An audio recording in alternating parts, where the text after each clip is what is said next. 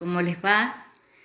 Aquí yo, en el título que le di al video, hablo del contexto de descubrimiento y hablo de las mujeres, no de los feminismos. ¿Por qué? En epistemología o en teoría de la ciencia le decimos contexto de descubrimiento al momento inicial de una investigación en el que ahí se plantean un conjunto de hipótesis o de conjeturas. La diferencia básica entre una y otra es que la hipótesis parte de una observación empírica y la conjetura de un supuesto teórico. En el caso de los feminismos, yo preferí hablar primero de las mujeres, porque de un tiempo a esta parte, y personalmente lo celebro, se están rescatando en muchos libros, publicaciones, documentales, películas, artículos, historias de mujeres olvidadas, historias de mujeres que no han sido consideradas no solo en la historia oficial, sino también en las historias que solemos estudiar o dar en las diferentes carreras universitarias e incluso en la formación en diferentes niveles educativos, ya sea la escuela primaria, la escuela secundaria. Aún hoy, con todo este auge de las historias de las mujeres, podemos ver los planes de estudio, los contenidos mínimos, ya desde la escuela primaria, y son muy pocas las mujeres que aparecen tanto en la historia de la ciencia, en la literatura, en la música, en el arte en general, la historia de la filosofía, ni hablar. Entonces, quise hablar primero de las mujeres y de esta experiencia de comenzar a investigar sobre la historia de estas mujeres en diferentes momentos y en diferentes lugares, y me sorprende realmente porque en esta invitación que me han hecho para escribir y publicar sobre las mujeres que denominé espaciales y están en un traje de astronauta, porque ahí decimos que la mujer sale de un espacio doméstico para otros espacios públicos, espacios políticos, espacios laborales. Y entonces las imaginé con este traje de astronauta saliendo de ese espacio, saliendo a otros espacios.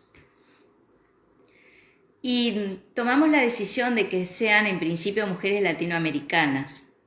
Y nuevamente les digo que en esta investigación estoy muy sorprendida de muchas mujeres que se han desempeñado en realidad en diferentes ámbitos y que han tenido en general que dar razones, dar motivos, no sin una lucha, no sin una pelea, dar pelea, para poder ocupar espacios.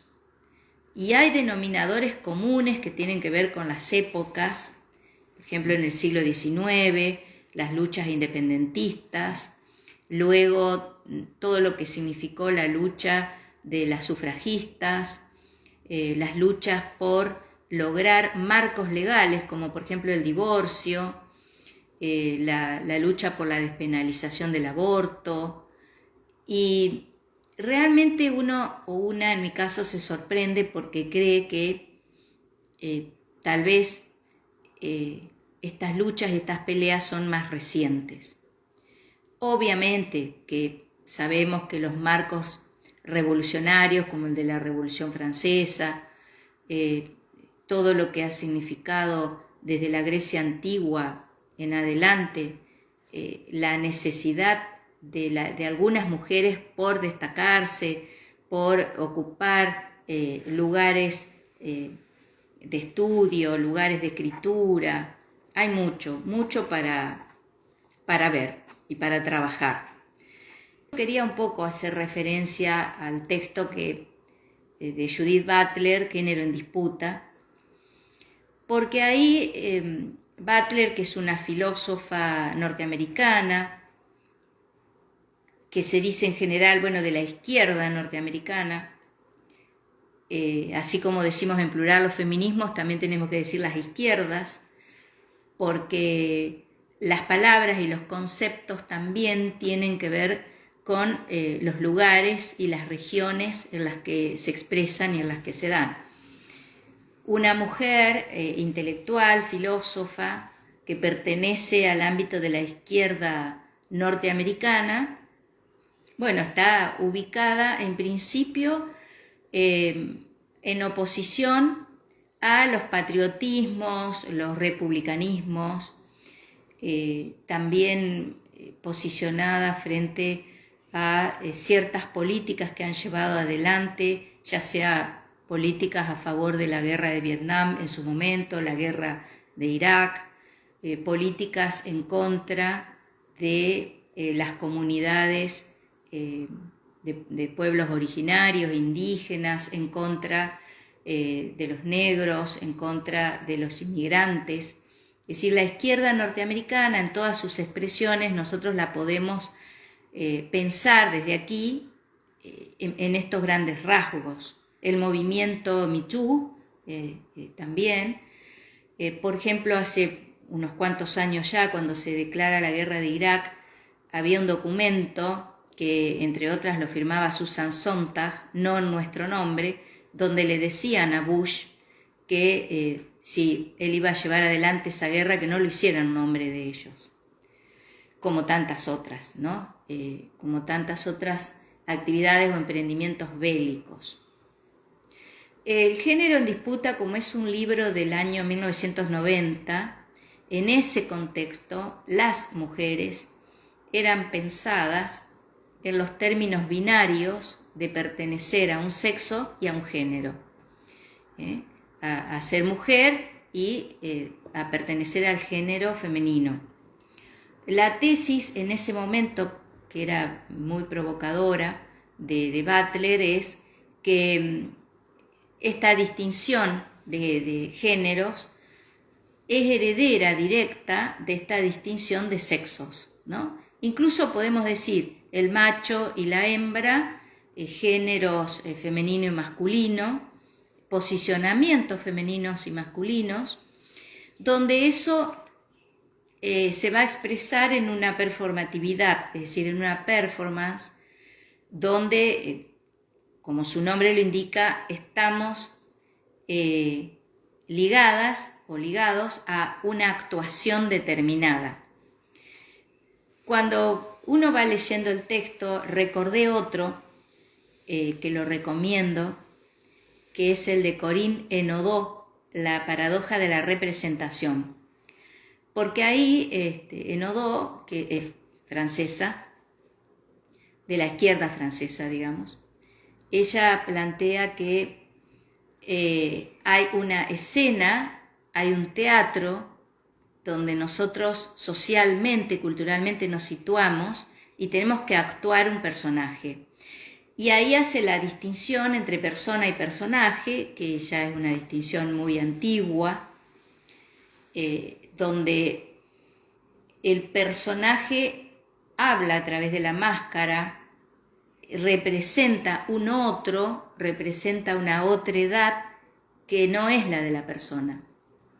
Es por eso que el teatro griego siempre se muestra con estas dos máscaras de la tragedia y la comedia bajo el drama. Drama quiere decir actuación, quiere decir actuar el personaje.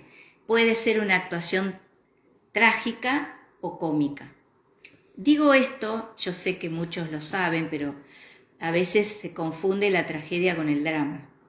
Y en realidad la comedia también es un drama, porque es una representación. En este libro, Corinne Henodot trabaja el término de representación en distintos momentos, el momento del teatro griego, pero también de la representación política que hacemos en la sociedad y en la ciudad, en la polis, ¿no? Por eso, representación política. Y ella va a decir también de cómo, en este caso, el teatro de Esquilo, de Eurípides, de Sófocles, va a dar las primeras pautas de actuación social, donde el personaje necesita de la máscara y necesita de los coturnos, que son esos zuecos, esos zapatos que les da más altura al personaje sobre el escenario. Y después ese término de persona se va a trasladar al latín, es decir, que ya va a ser más una referencia, no tanto de imagen, sino de sonido. Personare, es decir, sonar a través de. Por eso esas máscaras del teatro griego nosotros vemos que tienen un hueco importante, que es de donde sale el sonido. Después ella va a hacer la referencia que tuvo Diderot y Rousseau a comienzos de la modernidad sobre la cuestión del teatro y del problema ético del personaje, de actuar un personaje, de la diferencia que va a hacer Rousseau, Jean-Jacques Rousseau, de vamos a actuar un personaje ficticio o vamos a actuar realmente el personaje del ciudadano en el Estado moderno. Y bueno, ella va trabajando estas diferentes concepciones de representación y su relación con la ausencia, porque en la medida en que actuamos un personaje estamos ausentes de nosotros mismos. Es decir, que estamos actuando una otredad, como decía al comienzo. Y estos personajes utilizan máscaras, utilizan atuendos, utilizan fisonomías que tienen el objetivo o la necesidad de ser aceptados en determinados ámbitos públicos, sociales y, como decíamos recién, ámbitos políticos. Releyendo este texto de Judith Butler va a trabajar aquí la cuestión del género, del sexo y de la identidad. Es por eso que pensé mucho en este libro de Corinne Naudot que les estaba comentando recién, de esta diferencia entre la presencia, la presentación de nosotras y de nosotros mismos y la representación, ¿no? Donde la representación sí hace referencia al personaje, a los personajes. Entonces, cuando se habla de performatividad o de performance en la cuestión de género, que lo viene a traer, digamos, con mucho ímpetu en este libro Judith Butler, lo que estamos pensando es que el género no responde a una cuestión de una sustancia o de una esencia que nos hace ser mujeres o nos hace ser varones. Obviamente ella es filósofa, así que hace todo un rodeo metafísico, una referencia a Aristóteles, porque Aristóteles es este filósofo antiguo, ya del último tramo de la antigüedad, como solemos de dividir la historia antes de Cristo, y él sistematiza todo esto. ¿Y qué quiere decir sustancia? ¿Qué quiere decir esencia? Que hay algo previo, que hay algo que nos determina, y que eso que nos determina es inevitable, es decir, se es mujer o se es varón. Y en esta distinción sexual entre varón y mujer está planteada esta sustancia que hace que nosotros seamos femenino o masculino, que pertenezcamos a esos géneros, al femenino o al masculino. Recordé el debate, no sé si debate, pero el desafortunado comentario de Jorge Lanata cuando descalificaba a Florencia de la B y decía que ella no podía ser mujer, porque su genitalidad no era la de una mujer. Bueno, aquí también la genitalidad está marcando en estas ideologías, está marcando una distinción meramente biológica, fisiológica entre hombre y mujer, y está también planteando hasta una cuestión de herencia genética, es decir, bueno, somos esto, hemos nacido así, no hay otra forma. Por eso la cuestión de género tiene ese antecedente, diríamos que tiene esa condición de posibilidad en términos metafísicos, en términos genéticos, en términos biológicos, fisiológicos, pero también género, sobre todas las cosas, hace referencia a una construcción sociohistórica. Esa performance de la que nos habla Butler quiere decir que nosotros traemos, heredamos esta actuación performativa que nos hace representar esta escena dentro de lo que es femenino o masculino. Y que eso tiene, por supuesto, una incidencia en la normatividad. Pensemos que el Documento Nacional de Identidad tiene que ver claramente, o tenía que ver en el caso de Argentina, con marcar el sexo femenino, masculino, F o M. Si uno o una incluso revisa documentaciones de mucho tiempo atrás, yo he encontrado, por ejemplo, documentos de mis abuelos, carné de conductor, pasaporte, ¿se acuerdan de la libreta de enrolamiento? Toda esa documentación decía raza, sexo, incluso tenían que marcar características físicas, color de ojos, nariz aguileña, me acuerdo, nariz recta, estatura. Había toda una clasificación que tenía que ver con cómo nosotros ahí en ese documento teníamos que decir a qué raza pertenecíamos, cuáles eran nuestras características físicas. Sorprende realmente porque no ha pasado tanto tiempo y sin embargo hemos logrado estos cambios rotundos en cuanto a cómo presentarnos. Bueno, ya hemos hablado en las sofistas y sobre todo Valentín Ibarra de la ley de identidad de género y cómo se llega a pensar el género y cómo se llega a decidir a qué género pertenecer. ¿Cómo podemos decidir eso? ¿Cómo podemos decidir por fuera de esa performatividad o más allá de esa performatividad, de esa construcción sociohistórica, cultural, cómo estalla, eclosiona este concepto de género y sale de esa distinción binaria, hombre-mujer, femenino-masculino?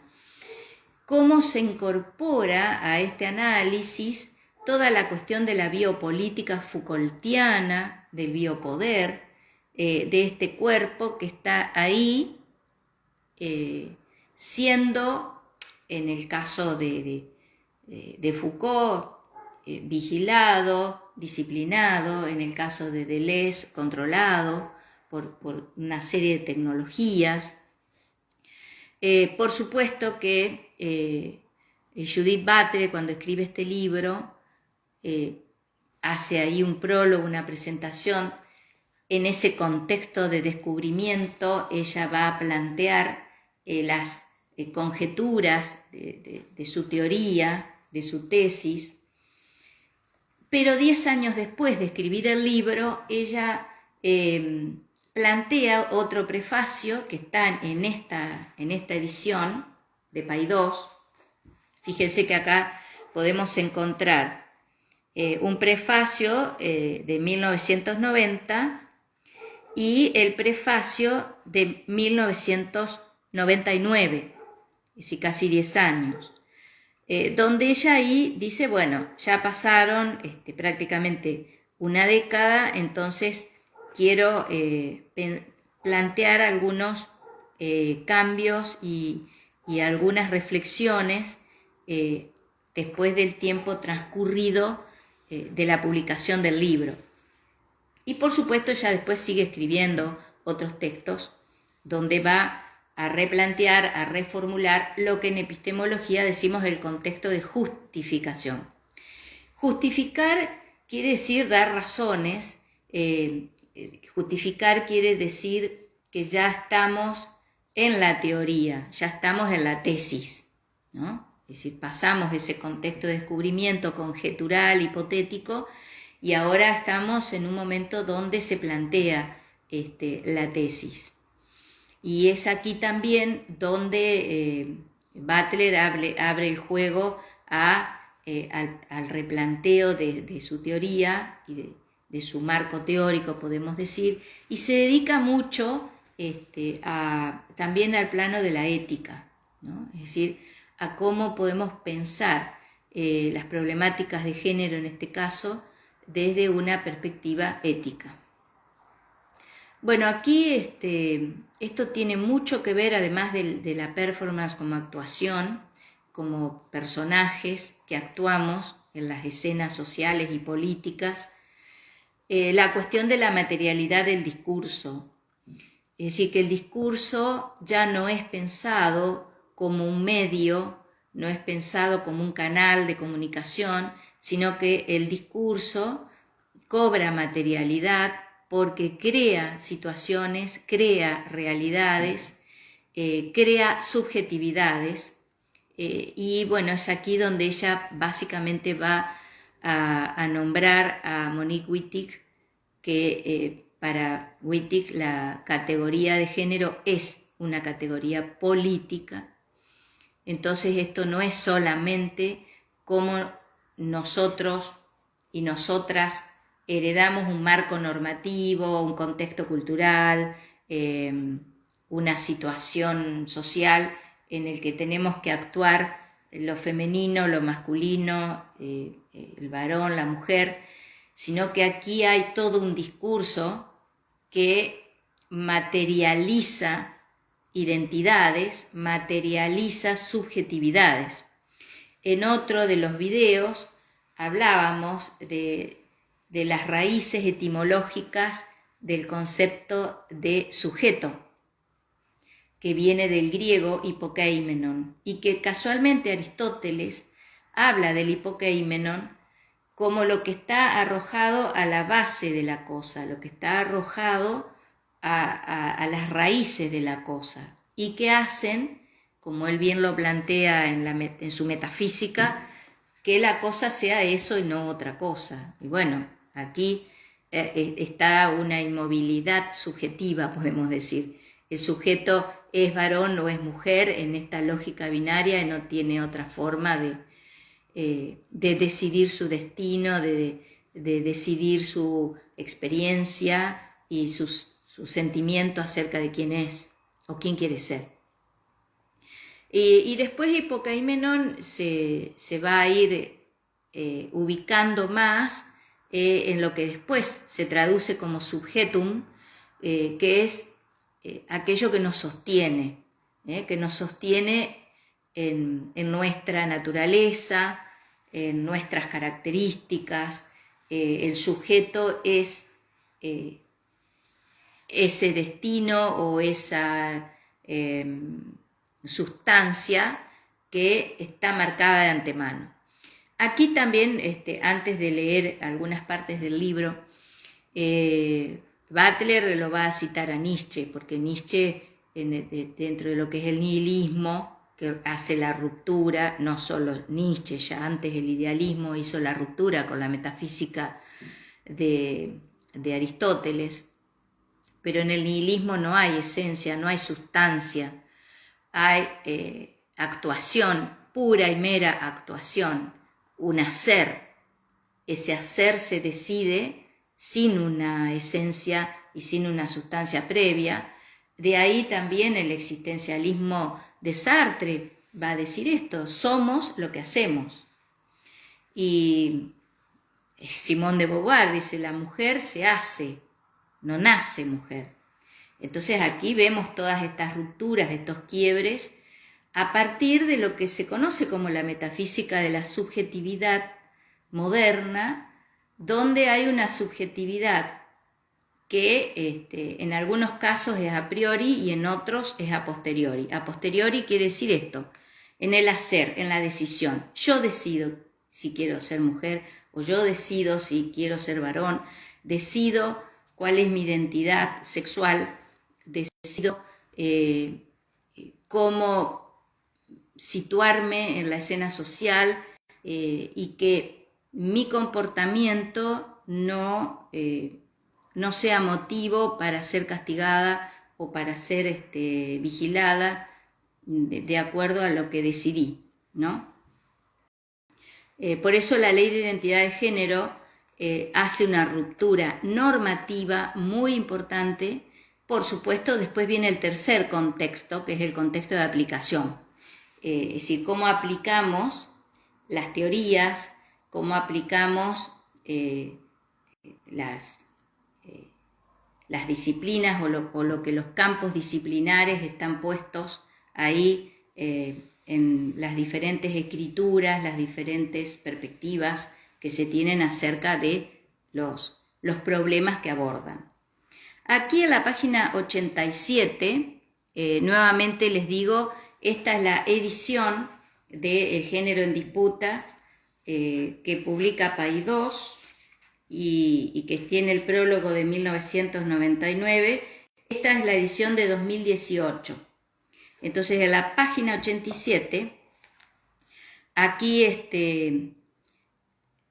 haciendo referencia a la materialidad del discurso, Butler la cita a Monique Wittig, que dice, es perfectamente consciente, Wittig, del poder que posee el lenguaje para subordinar y excluir a las mujeres. Con todo, como materialista que es, cree que el lenguaje es otro orden de materialidad, una institución que puede modificarse de manera radical.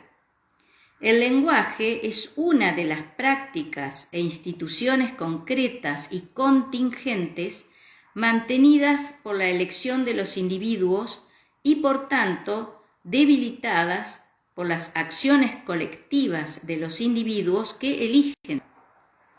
La ficción lingüística del sexo sostiene, es una categoría producida y extendida por el sistema de heterosexualidad obligatoria en un intento por ceñir la producción de identidades sobre el eje del deseo heterosexual. En algunos de sus escritos, la homosexualidad, tanto masculina como femenina, así como otras posiciones independientes del contrato heterosexual, ofrece la posibilidad tanto para el derrocamiento como para la proliferación de la categoría de sexo. Sin embargo, en El cuerpo lesbiano y en otros textos, Monique Wittig se desmarca de la sexualidad genitalmente organizada per se y propone una economía de los placeres diferente que refutaría la construcción de la subjetividad femenina marcada por la función reproductiva presuntamente distintiva de las mujeres. Aquí la proliferación de los placeres fuera de la economía reproductiva implica una forma específicamente femenina de difusión erótica vista como una contraestrategia a la construcción reproductiva de la genitalidad. Bueno, sigue planteando la teoría, la tesis que tiene en este libro Wittig del cuerpo lesbiano, porque aquí también tenemos que ver que esta distinción binaria de sexos, macho y hembra, hombre y mujer, distinción binaria, enmarcada en una metafísica sustancialista, en una metafísica donde la esencia está dada previamente, donde el sujeto se sostiene en esa base que ya le marca el destino. Aquí podemos ver una sumatoria de posicionamientos y de puntos de vista que vienen, como decíamos antes, tanto de la metafísica, la filosofía, la biología, la fisiología, las ciencias naturales en general, que se van a afianzar en dos categorías, una la de la naturaleza y otra la categoría de la normalidad. Fíjense que el término normalidad hace referencia, como bien lo señaló Michel Foucault, tanto a una cuestión de marco normativo, legal, jurídico, la norma, y la norma referida a la normalidad que nos marca las ciencias médicas. Lo que pasa es que Judith Butler no escribe una historia de la sexualidad como escribe Foucault, no hace ese camino, no hace ese recorrido. De hecho, decíamos antes que ella queda más dentro de un planteo, creo, por supuesto que esto lo podemos revisar, que queda más en un ámbito filosófico con una intención ética de pensar, incluso desde Emmanuel Levinas, la cuestión de la otredad. Cómo nos llevamos con esa otredad que ya no es esta división o distinción binaria del género, del sexo, sino esta otredad de la multiplicidad de experiencias con respecto a las decisiones, que sí, por supuesto, son decisiones éticas, de vivir nuestra sexualidad y nuestra corporalidad y nuestro deseo, y que esto tenga que ver con algo que es a posteriori a todo lo heredado, a posteriori a todo lo normado o lo impuesto. De hecho, poder plantear una ley de identidad de género es un claro ejemplo de que las leyes no son sagradas, no son eternas, no son los mandamientos, no son textos sagrados, sino que son textos que se pueden reformular, que se pueden replantear, que se pueden inventar y crear. Así como se inventó esta escena binaria de lo genérico y de la sexualidad, podemos inventar nuevas escenas y escenarios, diría Butler. En este texto, porque nosotros comenzamos a hablar de las mujeres y del qué significado le dábamos nosotras, o en mi caso, a un contexto de justificación, donde buscar las historias de las mujeres no tiene que quedar como una cuestión anecdótica, de decir, bueno, esta fue la primer filósofa, la primer científica, esta mujer fue en determinado momento alguien que escribía, que hacía música, que era escultora o que se dedicó a la política en su época, que eso no quede solamente como una cuestión anecdótica, doxográfica, sino que realmente eso nos lleve a pensar en el contexto de descubrimiento la siguiente conjetura o la siguiente hipótesis. ¿El feminismo es una cuestión de las mujeres? ¿Solamente las mujeres pueden plantear problemas feministas?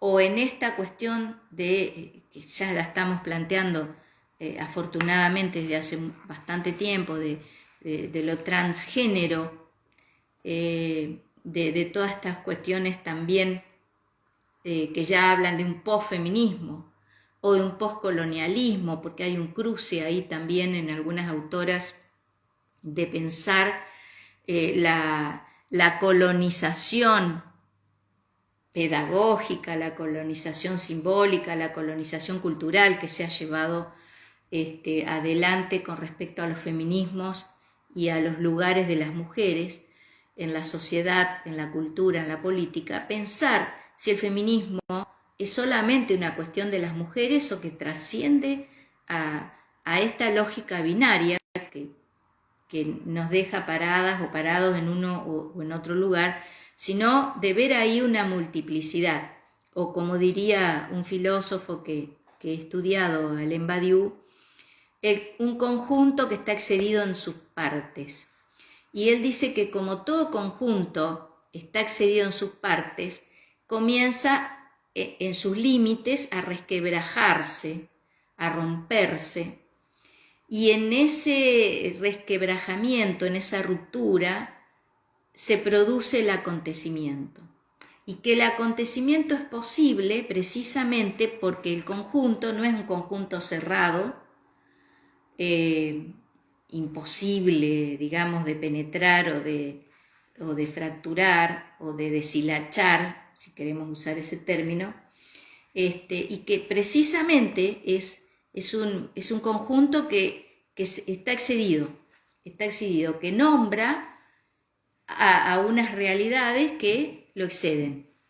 Y ese es el caso de las mujeres, ese es el caso del feminismo, es el caso también de las problemáticas de género, que son conjuntos teóricos que están excedidos en sus partes. Son teorías que deben reformularse una y otra vez, replantearse, resquebrajarse para dar lugar a lo nuevo.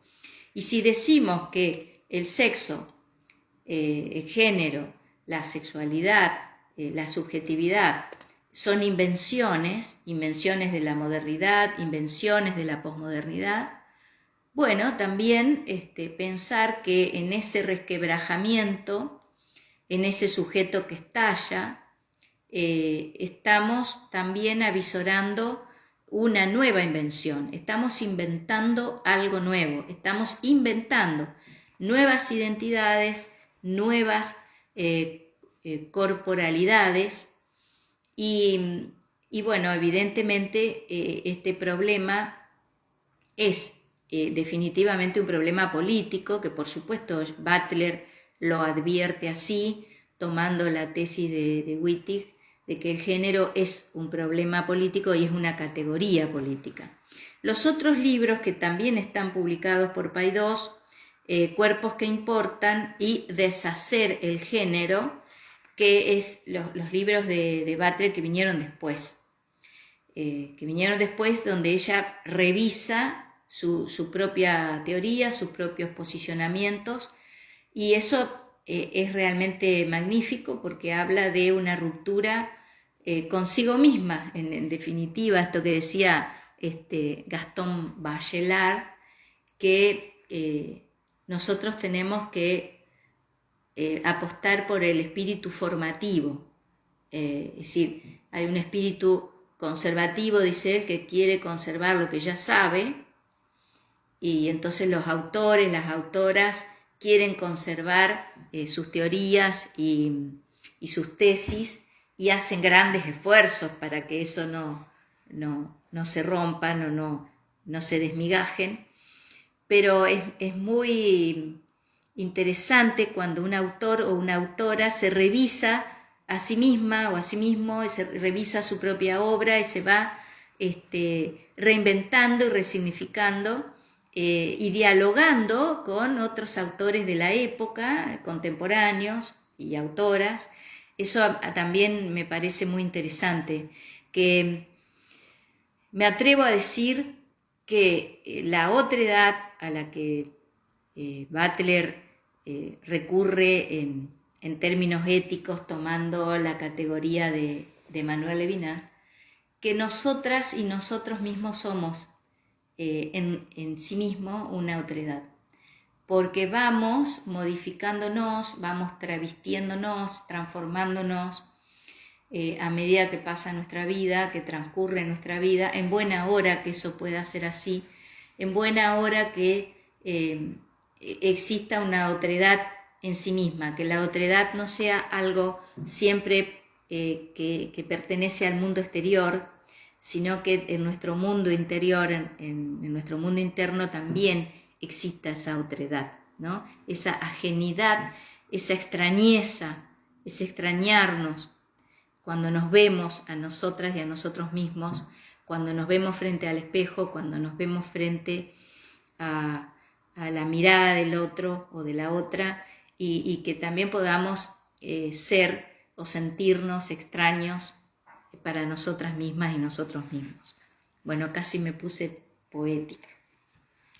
Pero aquí a la conclusión, ella va a hablar de la parodia de la política. Obviamente no puedo leer todo, pero sería bueno que si tienen a mano el libro, supongo que también debe estar en su versión digital, en un PDF, porque ella acá habla de un cambio de examen epistemológico del término y del problema. Y sí, tenemos que pensar cuál es el estatus epistemológico de las problemáticas de género y del feminismo como campo disciplinar. Por eso hablábamos de un contexto de descubrimiento y después pasamos a hablar del contexto de justificación y de aplicación de las teorías. Aquí dice Butler, partí de una especulación sobre si la política feminista podría funcionar sin un sujeto en la categoría de las mujeres. No está en juego saber si todavía tiene sentido estratégico o de transición aludir a las mujeres para afirmar que se las está representando. El nosotros feminista es siempre y exclusivamente una construcción fantasmática que tiene sus objetivos, pero que rechaza la complejidad interna y la imprecisión del término y se crea solo a través de la exclusión de alguna parte del grupo al que al mismo tiempo intenta representar. No obstante, la posición endeble o fantasmática del nosotros no es motivo de desesperación, o por lo menos no es el único motivo de desesperación. La inestabilidad radical de la categoría cuestiona las limitaciones fundacionales sobre las teorías políticas feministas y da lugar a otras configuraciones no solo de géneros y cuerpos, sino de la política en sí. Quería leer al final de este video esta primera parte de la conclusión del libro porque nuevamente en el título de este video, Mujeres, contexto de descubrimiento, una conjetura, una interrogación que nos hacemos es si el feminismo es cuestión de mujeres. Y lo digo desde un punto de vista crítico, desde un punto de vista donde esto considero ya a modo de tesis, no de hipótesis, que no debe ser así, que el feminismo no es una cuestión de las mujeres. Y hace poco escuchaba a alguien de la comunidad trans que decía que lamentaba que las feministas no aceptaban dentro de su colectivo, dentro de su movimiento, dentro de su grupo, a los transgéneros. Lo cual me parece, no creo que sea de modo determinante, no creo que sea así en todos los grupos o en todos los colectivos feministas, pero eso también hace que se limite el campo, no solo el campo disciplinar, sino el campo político, la estrategia política, y considero que debe abrirse y vuelvo a plantear lo de Badiou. Es un conjunto excedido en sus partes y en la medida en que ese conjunto se resquebraja en sus bordes, tiene que dar y va a dar lugar al acontecimiento. El acontecimiento siempre es en buenos términos. ¿Qué quiero decir con esto? Que para Badiou el acontecimiento está en el orden del bien. Nunca algo que está en el orden del mal puede ser un acontecimiento. Por eso él discutía con Agamben, o Agamben discutía con él, porque él dice, bueno, Badiou dice un campo de concentración, un campo de exterminio no es un acontecimiento. El acontecimiento es precisamente todo lo que políticamente promueve la inclusión, la justicia, la igualdad, en lo que él llama una política igualitaria en acto.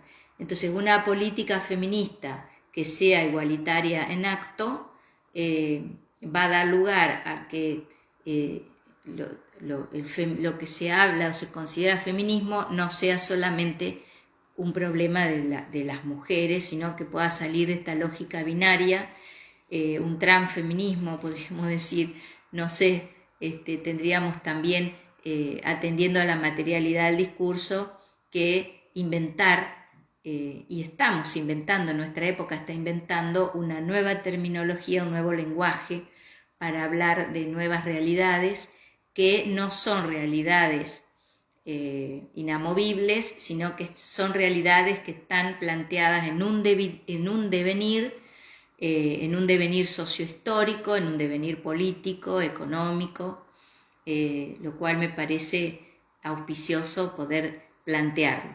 Bueno, les dejo un abrazo, gracias por haber estado, por haber compartido conmigo este momento. Gracias.